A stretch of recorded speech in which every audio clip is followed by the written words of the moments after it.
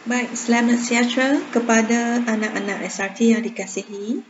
Hari ini kita sambung belajar tajuk punca pencemaran makanan dan pencemaran silang.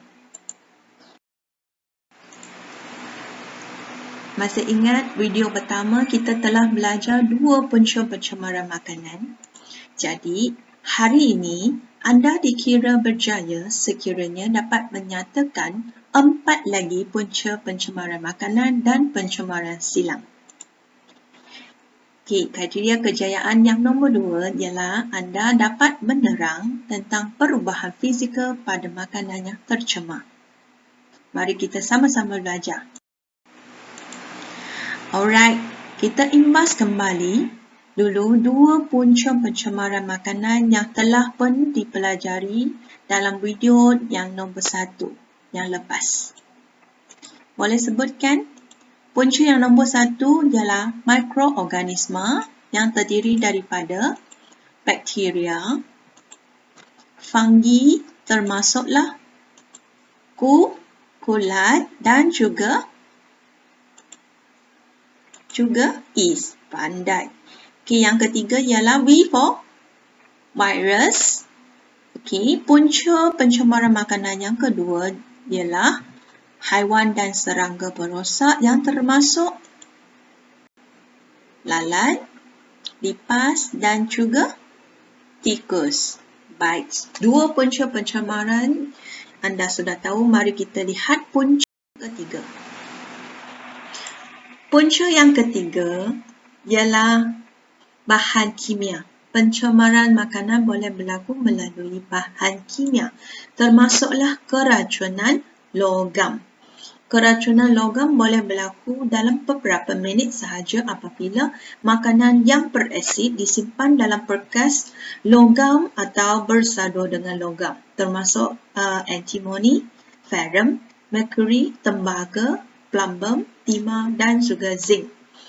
Itulah sebabnya jus orange, jus lemon kita tidak isi dalam bekas logam tetapi kita isi dalam botol plastik, kotak ataupun kaca supaya tak ada tindak balas logam berlaku. Okey, keracunan logam boleh berlaku sekiranya berlakunya ketelarutan logam ke dalam makanan tersebut. Maknanya logam daripada bekas mungkin terhakis kemudian mencemarkan makanan. Jadi kita jangan makan makanan yang dalam tin yang sudah kemet ataupun karat ataupun kadang-kadang menggelembung di mana mungkin terdapat hakisan logam dan logam tersebut masuk dalam makanan. Boleh mencemarkan makanan. Jadi mangsa akan rasa loya, nak muntah, sakit perut, ceret-peret sekiranya terkena keracunan logam ini. Baik, pencemaran makanan melalui bahan kimia juga termasuk satu lagi iaitu racun perosak. Ramai petani sebenarnya menggunakan racun perosak untuk mengelakkan hasil tanaman daripada dirosakkan oleh haiwan perosak. Itu sebenarnya betul lah untuk jaga kualiti produk sayur-sayuran ataupun buah-buahan. Tapi kalau racun perosak melebihi paras yang sehat ataupun kadar yang betul akan mencemarkan makanan. Jadi kalau kita beli sayur-sayuran dan buah-buahan, make sure basuh dengan bersih sebelum makan, sebelum dimasak. Okey, rendam seketika dan basuh dengan bersih. Okey, tanda keracunan lebih kurang sama dengan keracunan logam tadi. Okey, cuma penglihatan akan menjadi kabur, sakit dada sekiranya mangsa termakan makanan yang dicemari oleh racun perosak. Okey, ketiga ialah keracunan nitrit. Keracunan nitrit sebenarnya sejenis bahan makanan yang digunakan untuk mengawet makanan. Sekiranya kandungan nitrit terlampau tinggi, nitrit tersebut boleh bertindak balas dengan hemoglobin, iaitu molekul protein yang berada dalam sel darah manusia. Bertindak balas dengan hemoglobin mengakibatkan penurunan tekanan darah.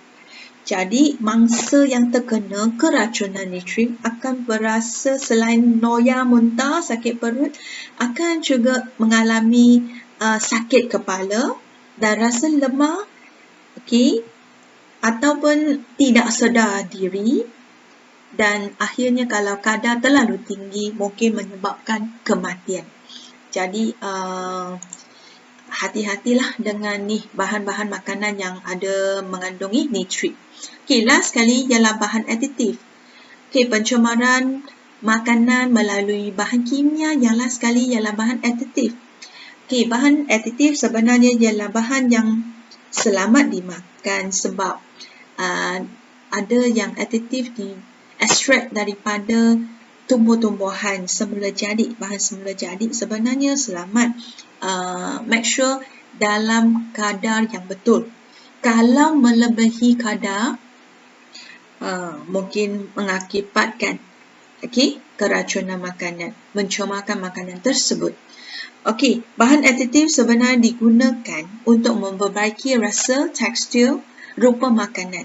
Tapi janganlah melebihi had yang dibenarkan. Jadi sebagai pengguna yang bijak, make sure kita baca label makanan sebelum kita beli supaya kita tahu apa sebenarnya bahan yang terkandung dalam produk yang kita beli. So, di sini cikgu nak jelaskan lagi jenis bahan aditif yang boleh mencemarkan makanan. Yang pertama ialah sulfur dioksida yang banyak digunakan dalam buah-buahan kering untuk mengawet makanan tersebut supaya tahan lama dan juga kering.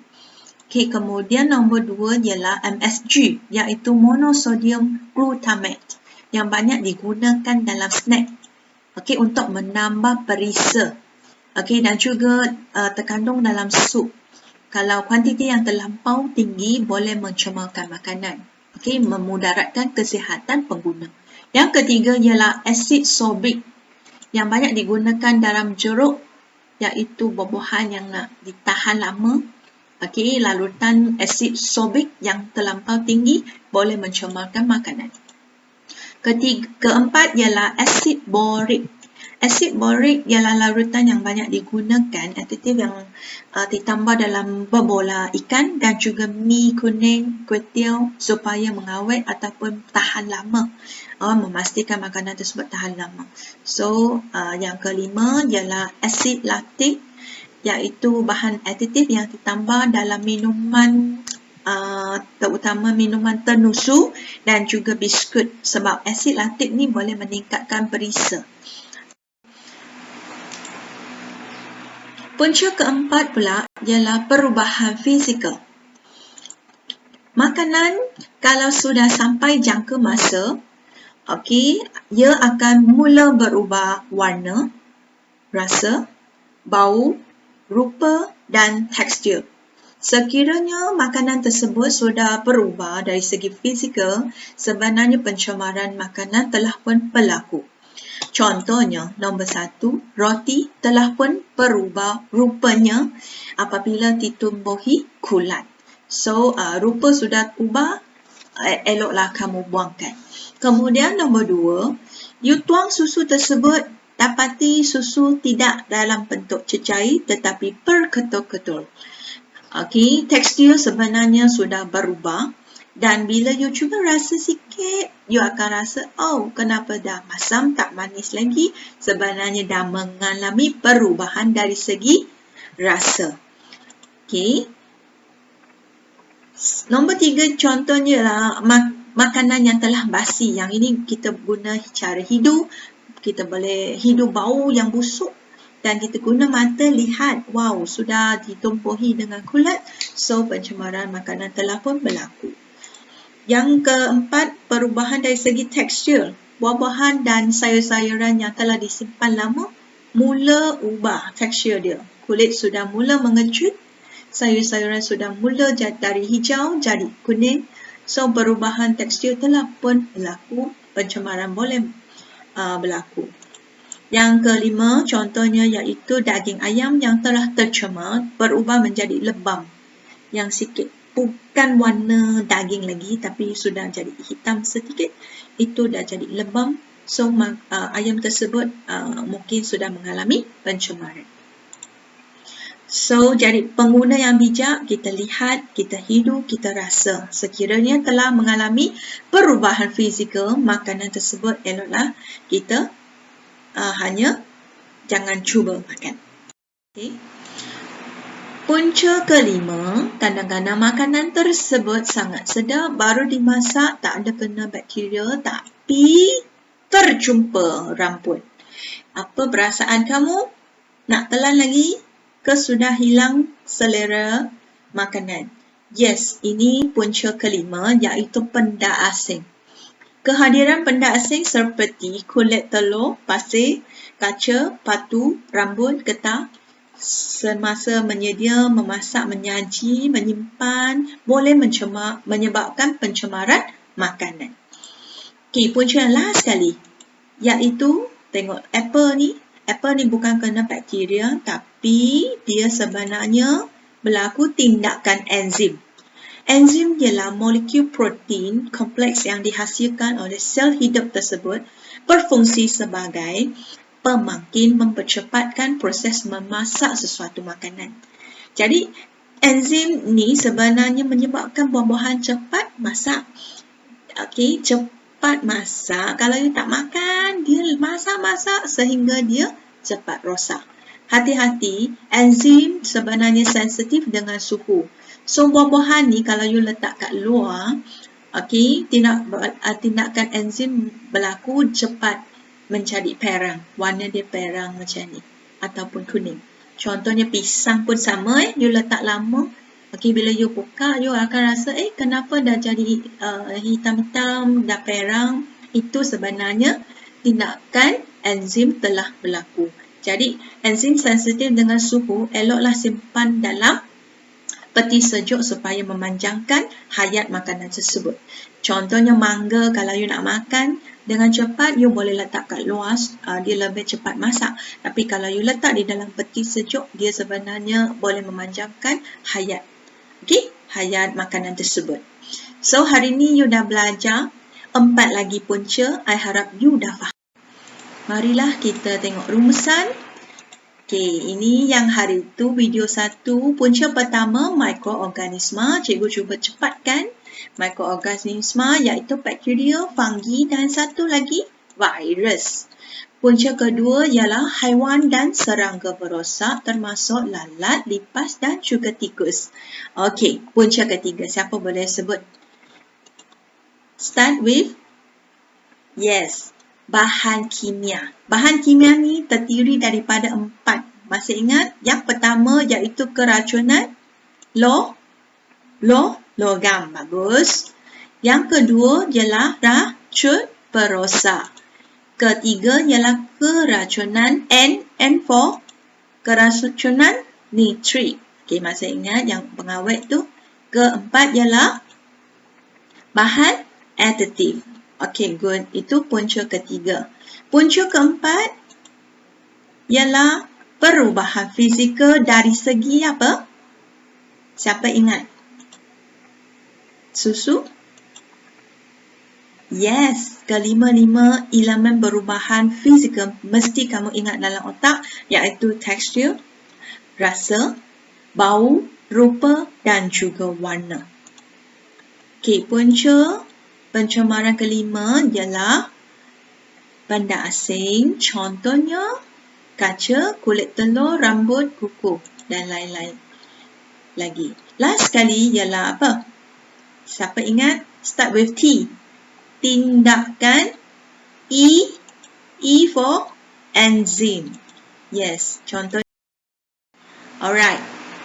Adakah kamu dah kuasai? Marilah kita semak semula. Boleh tak sebut dengan cepat 4 punca pencemaran makanan dan pencemaran silang selain daripada mikroorganisma dan haiwan dan serangga berosak. Sila sebutkan.